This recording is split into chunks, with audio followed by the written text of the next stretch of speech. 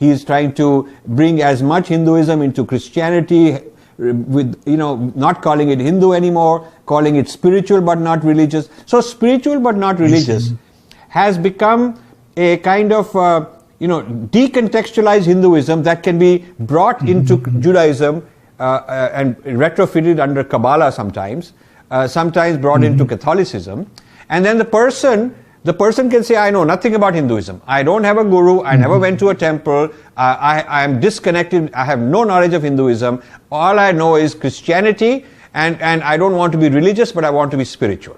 So I think this spiritual but not religious, instances which are not Hindu, but instances which are Jewish or Christian, if you look at it, the person is consuming something produced by someone else who was in fact a Hindu. So it's one stage removed. Yes. One stage removed, yes. Yes. I agree. It's one stage removed.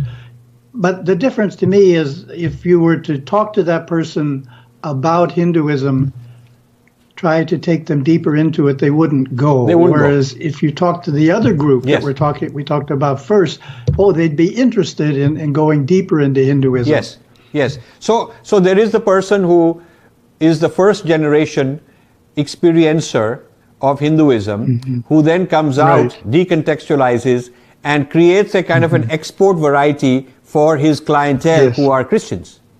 He's an ex-Hindu who has now become stage 2 or stage 3, and he's writing books, and he's creating this Christian yoga. He's doing all of these things, and he's come up with John of the Cross developed meditation, and all of these kind of very fancy, he looks for old texts with some shred of similarity, so that he can say, well, it all came from there.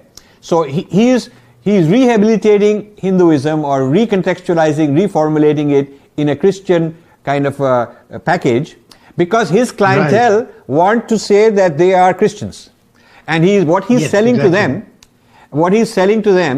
the buyers of this are the ones in that other category who are not Hindu, who don't want anything to do with Hinduism. They are in fact allergic to Hinduism. They want to be Christians, but they don't want to be religious Christians. They want to be spiritual Christians.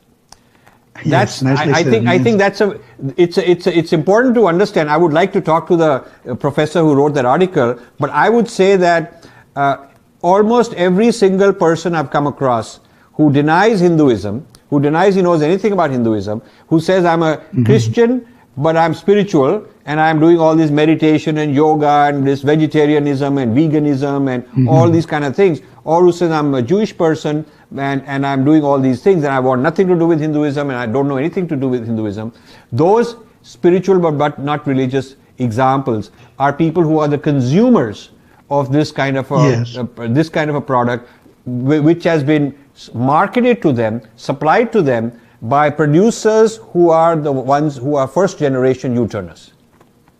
I see. Yes, that's a good point.